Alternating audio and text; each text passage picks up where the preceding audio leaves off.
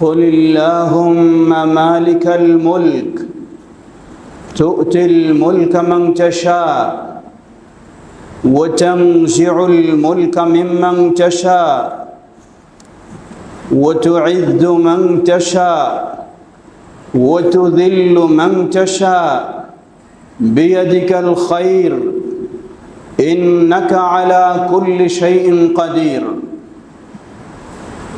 وقال تبارك وتعالى في آية أخرى فاعتبروا يا أولي الأبصار.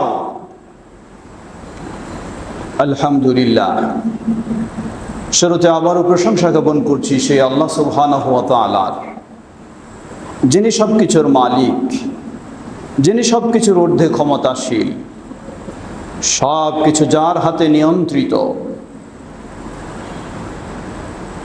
তিনি যেমন ইচ্ছা করেন তেমনই চালাতে পারেন, যেমন ইচ্ছা করেন তেমনই পরিবর্তন করতে পারেন, যেমন ইচ্ছা করেন তেমনই রূপ দান করতে পারেন। সব কিছুর একমাত্র সর্বময় ক্ষমতার অধিকারী যেই আল্লাহ সুবহানাহু ওয়া তাআলা, তারই প্রশংসা জ্ঞাপনার্থে বলি আলহামদুলিল্লাহ। অতঃপর অসংখ্য সালাতু সালাম পেশ করছি প্রিয় রাসূল মুহাম্মদ সাল্লাল্লাহু আলাইহি ওয়াসাল্লাম, তার আসহাবে কেরাম, আহলে বাইত, শেষ দিবস পর্যন্ত তার প্রতিটি একনিষ্ঠ অনুসারীদের উপর।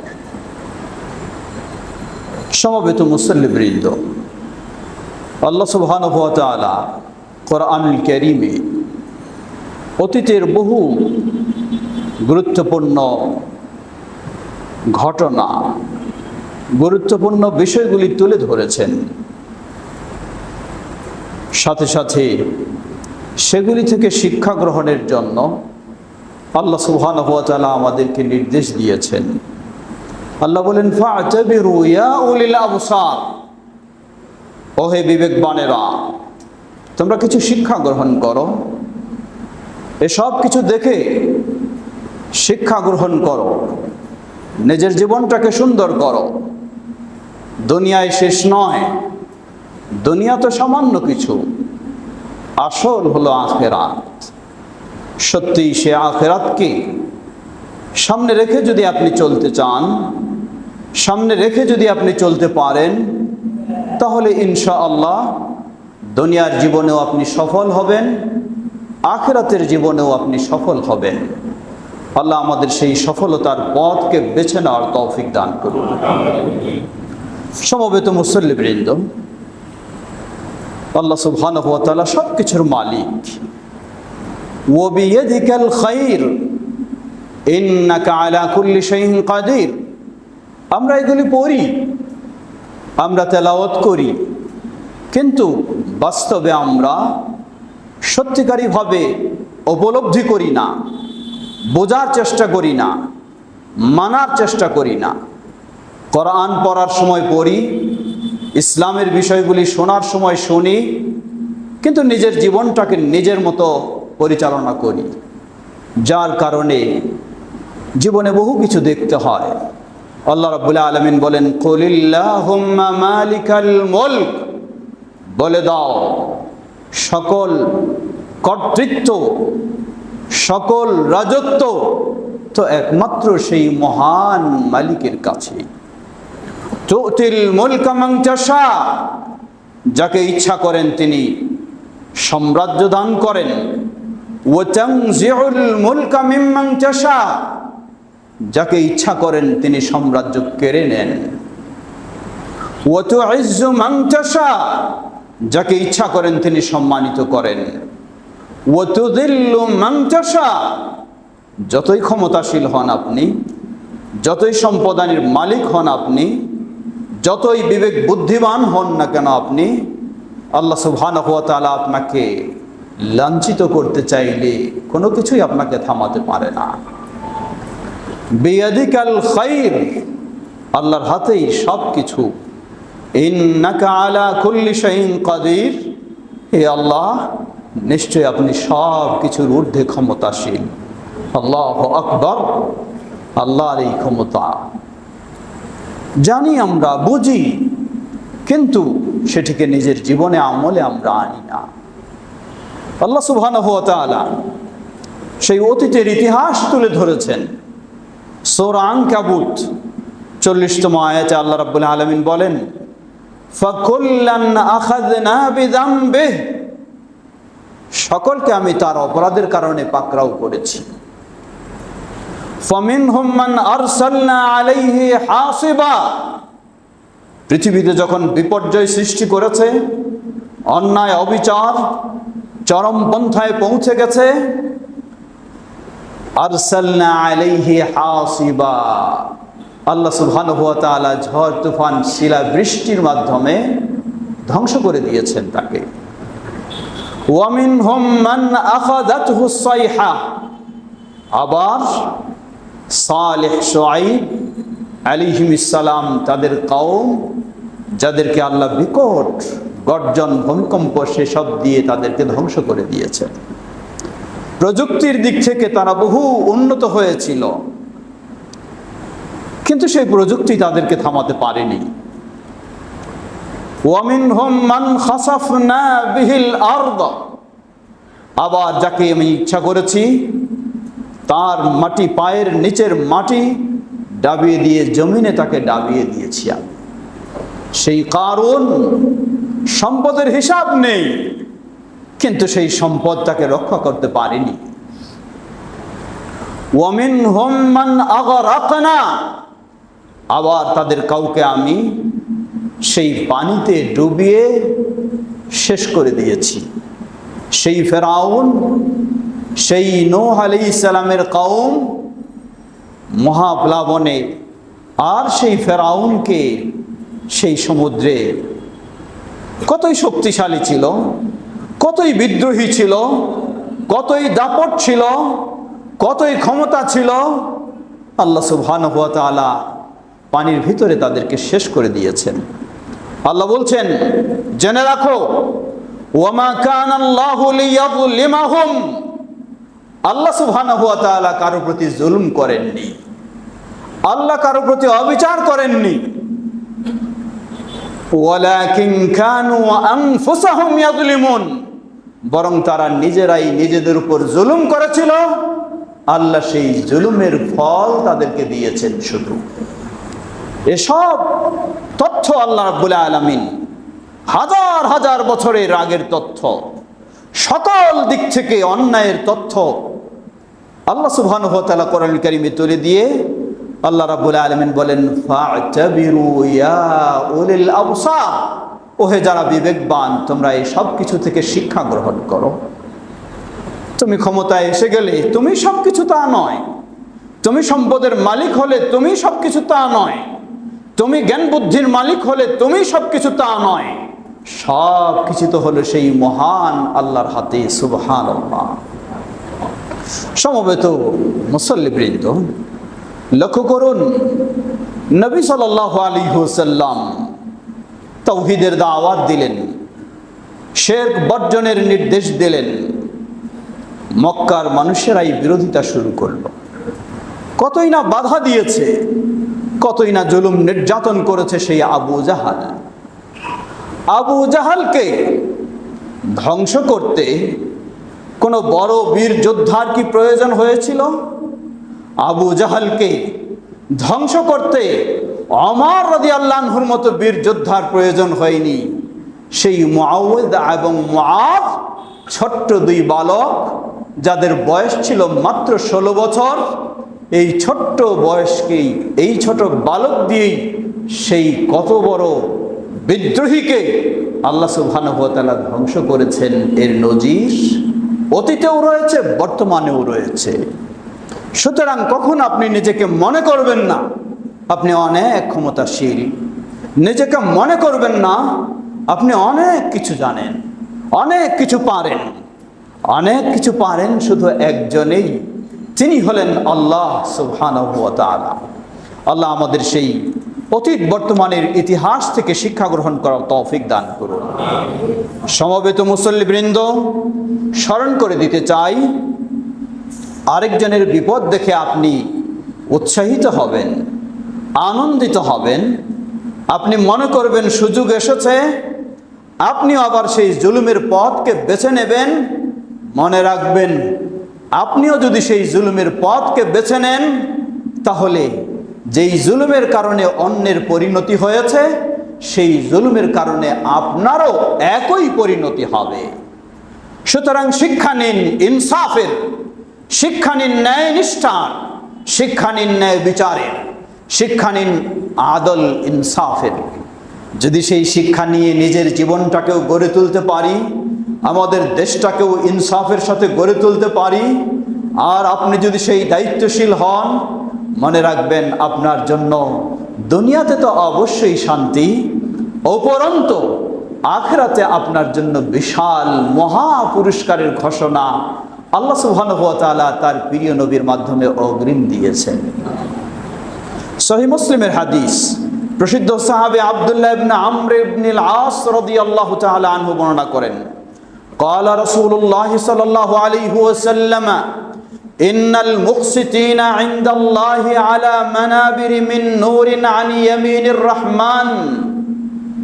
আল্লাহ রাসূল সাল্লাল্লাহু আলাইহি ওয়াসাল্লাম বললেন, জেনে রাখো, পৃথিবীর বুকে দায়িত্বশীল হোক শাসক, হোক পরিবারের প্রতিনিধি, যেই দায়িত্বশীল হোক, যদি সেই দায়িত্বশীল ইনসাফবান হয়, ন্যায় নিষ্ঠাবান হয়, জালেম না হয়, তার প্রতিটি কথা কাজ অবিচার না হয়, ইনসাফের সাথে হয়, এমন ইনসাফবানদেরকে, এই মুসলিম ইনসাফবানদের জন্য প্রতিদান হলো কিয়ামতের কঠিন বিভীষিকাময় দিনে জুলম অন্যায় অবিচারের কারণে মানুষ যখন সেই ভয়াবহ বিভীষিকাময় কিয়ামতের মাঠে থাকবে, কারো অবস্থা হবে হাঁটু পর্যন্ত ঘাম, কারো মাজা পর্যন্ত ঘাম, কারো বুক পর্যন্ত ঘাম, কেউ ঘামে সাঁতরাতে থাকবে, আবার কেউ সেই তপ্ত আগুনের মতো গরম সেই জায়গায় দাঁড়াবে, ওপরেও সেই গরম। এমন কঠিন বিভীষিকাময় ভয়াবহ সেই কিয়ামতের মাঠে যদি আপনি ইনসাফবান হন, কারো প্রতি জুলম না করেন, অবিচার না করেন, প্রতিহিংসাবশত হোক আর যে কারণেই হোক, ইনসাফের সাথে আপনি চলতে পারেন, আল্লাহ রাসূল সাল্লাল্লাহু আলাইহি ওয়াসাল্লাম বললেন, ওই কিয়ামতের কঠিন বিভীষিকাময় দিনে দয়াময় রহমানের ডান দিকে নূরের সেই মেম্বার সমূহের উপরে আপনার আসন তৈরি হবে। সুবহানাল্লাহ। শর্ত একটি, আপনার মাঝে যেন অবিচার না থাকে, আপনার মাঝে যেন জুলম না থাকে। কেউ বিপদে পড়ে গেছে, আপনি ভাববেন সুযোগ তো এসেছে আমার, আমি সুযোগটা গ্রহণ করি, আমার পর যেমন জুলুম করেছে আমিও জুলুম করি। মনে রাখবেন, জুলুমের পরিণতি শুধু দুনিয়াতে নয়, এই পরিণতি আপনাকে আখিরাতেও ভোগ করতে হবে।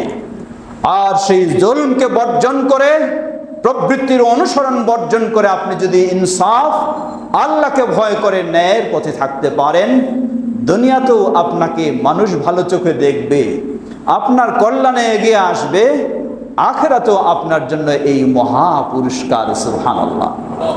কারা কারা এই মহা পুরস্কার পাবে? আল্লাহ রাসূল সাল্লাল্লাহু আলাইহি ওয়াসাল্লাম বললেন, আল্লাযীনা ইয়াদিলুনা ফি হুকমিহিম ওয়া আহলিহিম ওয়া মা উল্লু, রাওয়াহু মুসলিম। যারা তাদের বিচার ফয়সালায় ইনসাফ করবে, শাসন কার্যে ইনসাফ করবে, ওয়া আহলিহিম, এমনকি তারা তাদের পরিবারের মাঝেও ইনসাফ করবে। পরিবারের মাঝে ইনসাফ করা কি?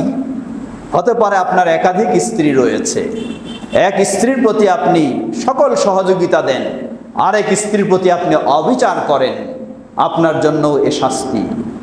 উভয়ের প্রতি আপনাকে ইনসাফ করতে হবে, যেই ধরনের ইনসাফ করেছেন নবী মুহাম্মদ সাল্লাল্লাহু আলাইহি ওয়াসাল্লাম।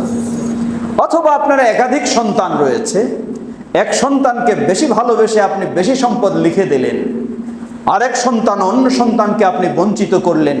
আল্লাহ রাসূল সাল্লাল্লাহু আলাইহি ওয়াসাল্লাম শব্দগুলি কি ব্যবহার করেছেন? আল্লাযীনা ইয়াদিলুনা ফি হুকমিহিম ওয়া আহলিহিম ওয়া মা উল্লু, যারা ইনসাফ করবে তাদের বিচার ফয়সালায়, শাসন কার্যে, তাদের পরিবারেও ইনসাফ করবে, পরিবারেও। আজকে আমরা এক ভাই আরেক ভাইকে ঠকানোর জন্য প্রস্তুত, এক ভাই তার বোনকে সম্পদ থেকে বঞ্চিত করার জন্য প্রস্তুত। এগুলি আমাদের হলো চালাকি, এটাকেই বলি আমরা চতুরতা। ধিক্কার আপনাকে, চতুরতা নয়, এটি আপনার ভয়াবহ বোকামি ছাড়া আর কিছু নয়। আল্লাহকে ভয় করুন। সামান্য সম্পদ থেকে আপনার ভাইকে বঞ্চিত করতে চান, আপনার বোনকে বঞ্চিত করতে চান, আল্লাহর আদালতে আপনাকে দাঁড়াতে হবেই হবে, কোনো সন্দেহ নেই। ওয়ামা উল্লু, যারা শাসন ক্ষমতার দায়িত্ব পেয়েছে, নেতৃত্ব পেয়েছে, সেখানেও তারা ইনসাফের সাথে কাজ করে, তাদের জন্যই হলো এই মহা প্রতিদান। এই হাদিসে একটি শব্দ ব্যবহার করেছেন নবী সাল্লাল্লাহু আলাইহি ওয়াসাল্লাম, আলা মানাবিরি মিন নূরিন আন ইয়ামিনির রহমান, দয়াময় রহমানের ডান দিকে নূরের মেম্বারে তাদের আসন হবে। তো ডান দিকে বলার পরে তিনি বললেন ওয়াকিলতা ইয়াদাইহি ইয়ামিন, আল্লাহ সুবহানাহু ওয়া তাআলার দুটো হাতই ডান। সুবহানাল্লাহ, দুটো হাতই ডান মানে কি? আল্লাহর কয়টি হাত? তা হাদিস থেকে বোঝা যায় আল্লাহর দুটি হাত। তো কেন আল্লাহ রাসূল সাল্লাল্লাহু আলাইহি ওয়াসাল্লাম এই সংশয়টা দূর করলেন? মানুষ ধারণা করতে পারে যে আমাদের তো দুটো হাত, একটা হলো ডান আর একটা হলো বাম। তো ডান মানে শক্তিশালী, বাম মানে দুর্বল। তো আল্লাহরও তাহলে যেহেতু দুটি হাত হাদিসে প্রমাণিত হচ্ছে, তাহলে আল্লাহ সুবহানাহু ওয়া তাআলার হাত দুটির মধ্যে একটি হতে পারে ডান, আরেকটি হতে পারে বাম। বাম মানেই হবে দুর্বল, যেটি আল্লাহ সুবহানাহু ওয়া তাআলার জন্য কখনো শোভা পায় না। এই জন্য আল্লাহ রাসূল সাল্লাল্লাহু আলাইহি ওয়াসাল্লাম এখানেই ক্লিয়ার করে দিলেন, বললেন খেল ওয়াকিলতা ইয়াদাইহি ইয়ামিনুন, আল্লাহ সুবহানাহু ওয়া তাআলার দুই হাত ঠিকই, কিন্তু কোনোটা বাম নেই, কোনোটা কমজোর নেই, কোনোটা দুর্বল নেই, দুটোই হলো ডান। সুবহানাল্লাহ। সমবেত মুসল্লিবৃন্দ, নবী সাল্লাল্লাহু আলাইহি ওয়াসাল্লাম থেকে উম্মুল মুমিনিন আয়েশা রাদিয়াল্লাহু আনহা বর্ণনা করছেন 1400 বছর আগে তিনি আপনার জন্য দোয়া করে গেছেন। আপনি দায়িত্বশীল হয়ে আপনার অধীনস্থ মানুষের প্রতি যদি নিষ্ঠুর হন, তাদের প্রতি যদি আপনি জুলুম অবিচার করেন, তাহলে আপনার প্রতি আল্লাহ কঠিন হবেন, আল্লাহ আপনার প্রতি সেই কঠিনই আপনাকে ফেলে দেবেন। এই দোয়া আজকে নয়, 1400 বছর আগে নবী মুহাম্মদ সাল্লাল্লাহু আলাইহি ওয়াসাল্লাম করে গেছেন। সেটি আপনি মনে রাখবেন। আপনিও কোনো বিষয়ের দায়িত্বশীল হতে পারেন, আপনিও শাসক হতে পারেন, আপনিও ক্ষমতায় আসতে পারেন, কিন্তু আপনাকে এটি অবশ্যই মনে রাখতে হবে।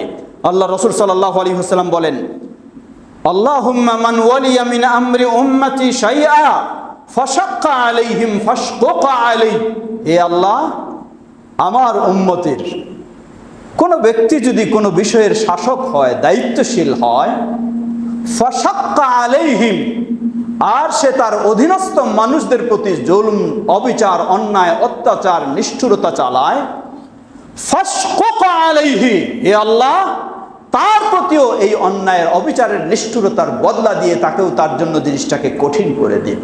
আল্লাহ। ওয়ামান ওয়ালিয়া মিন আমরি উম্মতি শাইআ ফারাফাকা বিহিম ফারফুক বিহি, আর আবার দোয়া করলেন, হে আল্লাহ, আমার উম্মতের কোনো মানুষ যদি কোনো নেতৃত্বে আসে, কোনো দায়িত্বে আসে, কোনো শাসক হয় বা আরো কিছু হয়, তার অধীনস্থ মানুষের প্রতি সে যদি সদয় হয়, তাদের প্রতি যদি সে ভালো আচরণ করে, আল্লাহুম্মা ফারফুক বিহি, হে আল্লাহ, তুমিও তার প্রতি সদয় হও, তার প্রতি নম্র হও। সুবহানাল্লাহ। আল্লাহ রাসূল সাল্লাল্লাহু আলাইহি ওয়াসাল্লাম 1400 বছর আগে এই দোয়া করে গেছেন। সুতরাং স্মরণ করে দিতে চাই, আপনি দায়িত্ব পেলেন, অন্যজন চলে গেছেন, আপনি আবার নিষ্ঠুরতা যদি নিয়ে আসতে চান, আপনিও যদি সেই রকম নিষ্ঠুর হতে চান, অবিচার করতে চান, আল্লাহ সুবহানাহু ওয়া তাআলা অন্যকে যেমন ছাড়েননি, আপনাকেও ছাড়বে না আল্লাহ, ইনশাআল্লাহ।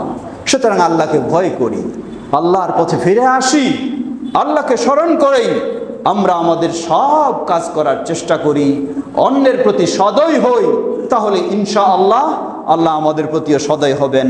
আল্লাহ আমাদের সকলকে সে তৌফিক দান করুন।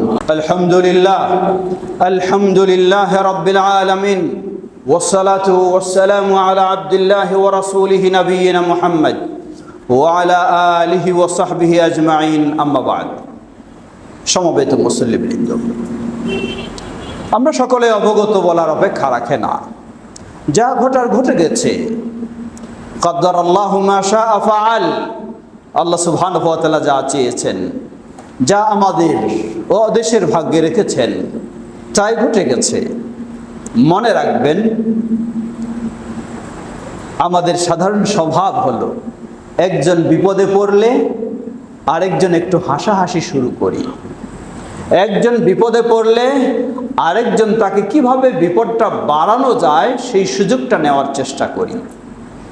আপনি যদি মুসলিম হন তাহলে আপনার জন্য এই আচরণ কখনো কাম্য নয়। আপনাকে অবশ্যই মনে রাখতে হবে ইসলামের সেই সুন্দর নির্দেশনা। ইসলাম কারো প্রতি অবিচার করার শিক্ষা দেয় না। কেউ অবিচার করলে তার শাস্তি সে পাবে, কিন্তু এর অর্থ এই নয় আপনি অন্যের প্রতি অবিচার করবেন। ইসলাম আপনাকে এই শিক্ষা দেয়নি। সুতরাং আমরা কখনো সহিংসতার দিকে যাব না। আমরা কখনো অন্যের প্রতি বিদ্বেষী হওয়ার চেষ্টা করব না। সকলে আমরা দেশের মানুষ, পরস্পরের প্রতি আন্তরিকতার সাথে আমরা দেশকে এগিয়ে উন্নয়নের দিকে, দেশের কল্যাণের দিকে আমরা এগিয়ে চলার চেষ্টা করব। প্রতিহিংসাকে আমরা বর্জন করব। আল্লাহ রাসূল সাল্লাল্লাহু আলাইহি ওয়াসাল্লাম কি নির্দেশনা দেন? সাহাবী আব্দুল্লাহ ইবনে ওমর রাদিয়াল্লাহু তাআলা আনহুমা বর্ণনা করছেন, আন্না রাসূলুল্লাহ সাল্লাল্লাহু আলাইহি ওয়াসাল্লাম قال আল মুসলিমু আখুল মুসলিম লা ইয়াযলিমুহু ওয়া লা ইউসলিমুহু। একজন মুসলিম আরেকজন মুসলিমের ভাই। দুঃখের বিষয়, আজকে মুসলিমেরা আমরা একজন অপরজনের ভ্রাতৃত্ব ঈমানের দৃষ্টিতে রাখি না। আমরা রাখি রাজনৈতিক দলের দৃষ্টিকোণ থেকে, আমরা রাখি এলাকার দৃষ্টিকোণ থেকে, আমরা রাখি গোত্রীয় দৃষ্টিকোণ থেকে, আমরা রাখি বিভিন্ন পেশার দৃষ্টিকোণ থেকে। এটি কখনো কোনো মুসলিমের জন্য হতে পারে না। একজন মুসলিম আরেকজন মুসলিমের সাথে ভ্রাতৃত্ব হবে ইসলামের দৃষ্টি থেকে, ঈমানের দৃষ্টি থেকে। কে কোন দল বুঝি না, যদি মুসলিম হয় সে আমার ভাই। কে কোন ভাষার বুঝি না, যদি মুসলিম হয় তাহলে সে আমার ভাই। কে কোন গোত্রের বুঝি না, যদি মুসলিম হয় তাহলে সে আমার ভাই। কে কোন ভূখণ্ডের বুঝি না, যদি মুসলিম হয় তাহলে সে আমার ভাই। ইসলাম বলে আল মুসলিমু আখুল মুসলিম, এক মুসলিম অপর মুসলিমের ভাই। লা ইয়াযলিমুহু, তার প্রতি জুলম করতে পারে না। ওয়ালা ইউসলিমুহু, তাকে বিপদে ফেলে রাখতে পারে না। ওমান কানা ফি হাজাতি আখিহি কানা আল্লাহু ফি হাজাতিহি। আর যে আরেকজনের বিপদে এগিয়ে আসবে, আল্লাহ সুবহানাহু ওয়া তাআলাও তার বিপদে এগিয়ে আসবেন। সুবহানাল্লাহ। ওয়ামান ফাররাজা আন মুসলিমিন কুরবাতান ফাররাজাল্লাহু আনহু কুরবাতাম মিন কুরবাতি ইয়াউমিল কিয়ামা। দুনিয়ার যুগে কোন মুসলিমের বিপদ উদ্ধারে যদি আপনি এগিয়ে আসেন, বিপদ থেকে উদ্ধারের জন্য, আপনার জন্য প্রতিদান হলো কিয়ামতের কঠিন বিভীষিকাময় দিনে যখন আপনি বিপদগ্রস্ত হবেন, দুনিয়ার যুগে আপনি কারো বিপদে এগিয়ে আসলে এর বিনিময়ে আল্লাহ সুবহানাহু ওয়া তাআলা কিয়ামতের কঠিন বিপদ আপনার জন্য দূর করে দেবেন। সুবহানাল্লাহ। সুতরাং মনে রাখবেন, কেউ বিপদগ্রস্ত হলে তার বিপদটাকে আরো বাড়ানোর চেষ্টা করবেন না, চেষ্টা করবেন তার বিপদটাকে লাঘব করার জন্য। তাহলে এর প্রতিদান আপনি আল্লাহর কাছে পাবেন। কেউ আপনার প্রতি অবিচার করতে পারে, এর শাস্তি তাকে পেতে হবে। কিন্তু আপনি যদি এর বদলা আবার অবিচার করতে যান, তাহলে আপনিও শাস্তি পাবেন এবং কোনো এর ভালো পুরস্কার পাবেন না। বরং মানুষ বিপদগ্রস্ত হলে আপনি যদি তার সাথে সহানুভূতি দেখাতে পারেন, তার বিপদে উদ্ধারের একটু চেষ্টা করতে পারেন, আপনার জন্য ইসলাম সুসংবাদ দিচ্ছে কিয়ামতের কঠিন বিভীষিকাময় দিনের বিপদ আল্লাহ আপনার জন্য দূর করে দেবেন। অনেক সময় দেখা যায় কেউ বড় অন্যায় করে, সেই বড় অন্যায় থেকে বাঁচার জন্য অবশ্যই সেটি যথাযথ কর্তৃপক্ষের কাছে জানাতে হবে, যাতে তার বড় অন্যায় থেকে সমাজ, মানুষ, দেশ বাঁচতে পারে। কিন্তু যদি এমন হয় কোনো মানুষের একটা অন্যায় হয়ে গেছে কিন্তু নিজেও সে অনুতপ্ত, সেই অন্যায় সে আর কখনো করতে চায় না, সে ফিরে এসেছে, তাহলে আপনার উচিত হবে, দায়িত্ব হবে তার এই অন্যায়টাকে গোপন রাখা। সুযোগ পেয়েছেন বলে এটাকে ঢোল বাজিয়ে আপনি তাকে বড় বিপদে ফেলে দেবেন, এমনটি কখনো উচিত নয়। আল্লাহ রাসূল সাল্লাল্লাহু আলাইহি ওয়াসাল্লাম বলেন, ওয়ামান সাত্তারা মুসলিমা সাতারাহুল্লাহু ইয়াউমাল কিয়ামা, রাওয়াহু আল বুখারী। যদি কোনো মুসলিম অপর মুসলিমের কোনো ত্রুটিকে গোপন রাখে দুনিয়ার যুগে, তাহলে আপনার তো অসংখ্য ত্রুটি রয়েছে, এর বিনিময়ে আল্লাহ সুবহানাহু ওয়া তাআলা কিয়ামতের দিন আপনার ত্রুটিটাকে গোপন রাখবেন। সুবহানাল্লাহ, সুবহানাল্লাহ। যেখানে আল্লাহর কাছে কোনো গোপনের সুযোগ নেই, আল্লাহর কাছে কাউরও গোপন রাখার কোনো কৌশল নেই, সব ফাঁস হয়ে যাবে। কিন্তু আপনি আজকে একজন অসহায় মানুষ, হয়তোবা তিনি, আগেই বলেছি, মাপকাঠি হলো কি, যে এই ব্যক্তিটা অন্যায় করেছে কিন্তু সে অন্যায়ের মধ্যে আর অটল নেই, সে অন্যায় থেকে ফিরে এসেছে, সে তার জিনিসটাকে গোপন করতে চায়, তাহলে আপনার উচিত তাকে হেল্প করা, তার জিনিসটাকে গোপন রাখা।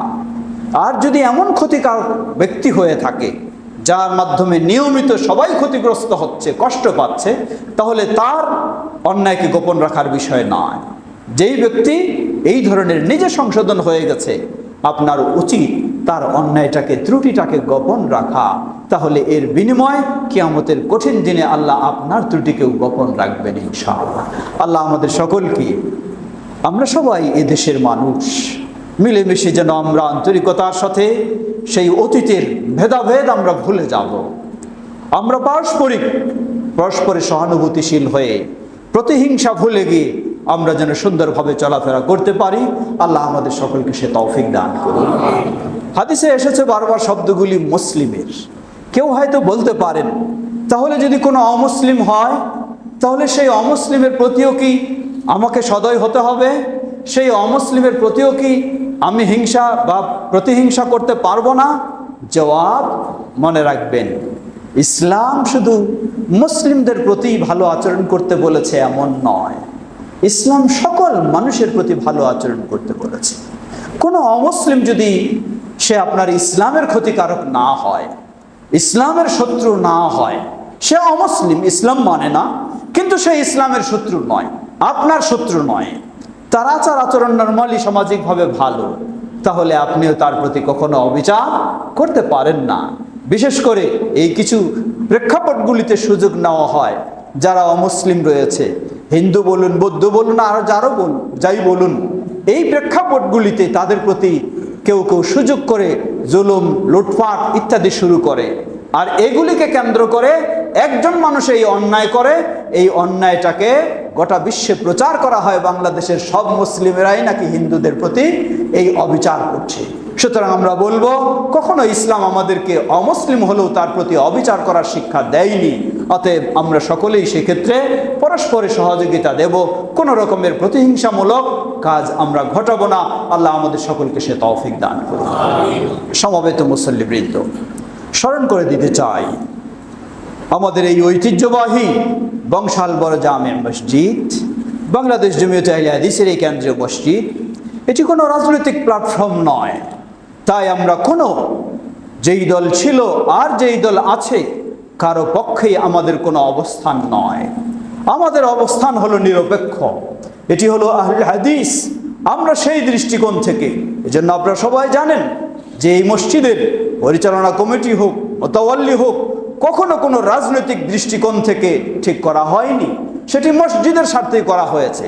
তাই কেউ কখনো আমরা এই ধরনের ভাববো না, এই ধরনের বুঝবো না যে এটি এই দলের ছিল, সেই দলের ছিল, এই হয়েছে। এই ধরনের দলাদলি, এই ধরনের পরস্পরই রেষারেষি, এইগুলি থেকে যেন কখনোই আমরা লিপ্ত না হই। আমরা সেই ক্ষেত্রে অবশ্যই সকলে সচেতন থাকব। মসজিদ এই কেন্দ্রীয়, বাংলাদেশের এটি কেন্দ্রীয় আহলুল হাদিস মসজিদ, এটি সকল আহলুল হাদিসদের জন্য, এমনকি সকল মুসলিমের জন্য। কোন হানাফি মানুষ আসলে, ভিন্ন মানুষ আসলেও তাকে আমরা বলবো না যে এটি তার নয়। সকল মুসলিমের জন্য এটি উন্মুক্ত, সকল আহলুল হাদিসের জন্য এটি উন্মুক্ত। সুতরাং আমরা যেন এই প্রসঙ্গগুলি কখনো কোনোভাবে মসজিদের পরিবেশেও আমরা না নিয়ে আসি, সেই ক্ষেত্রে সকলকে বিশেষভাবে অনুরোধ জানাবো। অনুরূপভাবে এটিও স্মরণ করে দিতে চাই, বাংলাদেশ জমিয়ত আহলে হাদিসকেও অনেক সময় বিভিন্ন জন বিভিন্ন রকমের ভুল ধারণা করে থাকে। কেউ মনে করে ওই সরকারের, কেউ মনে করে এই সরকারের। না, জমিয়ত আহলে হাদিস কখনো রাজনৈতিক কোনো সংগঠন নয়, কোনো সরকারের নয়, বরং জমিয়ত আহলে হাদিস হলো কিতাব এবং সুন্নাত, কোরআন এবং সুন্নাত, সালাফদের মানহাজ অনুযায়ী। সেই আলোকে যখনই যেই সরকার থাকবে সেই সরকারের সাথে ভালো আচরণ প্রদর্শন করা, এটি হলো ইসলামের নির্দেশ। ইসলামের নির্দেশ নয় সমাজে বিশৃঙ্খলা করা, ইসলামের নির্দেশ নয় সমাজে খারাপ কিছু তৈরি করা। জমিয়ত আহলে হাদিস সেই চিন্তায়, সেই আকীদায়, সেই বিশ্বাসেই চলে। অতএব যেহেতু জমিয়ত আহলে হাদিসও কোনো রাজনৈতিক দল নয়, অতএব কোনো রাজনৈতিক দলের সাথেও সেইভাবে কখনো সম্পৃক্ত অতীতেও ছিল না, এখনও নেই এবং কখনোই থাকবে না। কিন্তু দেশের সরকার যখনই যেই হবে, দেশের স্বার্থে, দেশের কল্যাণে সেখানে সেই সম্পর্ক যে ধরনের ইসলামের আলোকে রাখা দরকার সেই রাখার চেষ্টা করে। এটি হলো বাংলাদেশ জমিয়ত আহলে হাদিস। আল্লাহ আমাদের সকলকে সঠিক বিষয়গুলি ভালোভাবে বোঝান এবং সেই অনুযায়ী আমাদের অবস্থান গ্রহণ করার তৌফিক দান করুন। ইবাদাল্লাহ রাহিমাকুমুল্লাহ, আল্লাহুম্মা সাল্লি আলা মুহাম্মদ ওয়া আলা আলি মুহাম্মদ কামা সাল্লাইতা আলা ইব্রাহিম ওয়া আলা আলি ইব্রাহিম ইন্নাকা হামিদুম মাজিদ। আল্লাহুম্মা বারিক আলা মুহাম্মদ ওয়া আলা আলি মুহাম্মদ كما باركت على إبراهيم وعلى آل إبراهيم إنك حميد مجيد. اللهم ارض عن الخلفاء الراشدين وعن سائر أصحاب نبيك الكريم. اللهم أعز الإسلام والمسلمين واخذل الكفرة والمشركين ودمر ديارهم.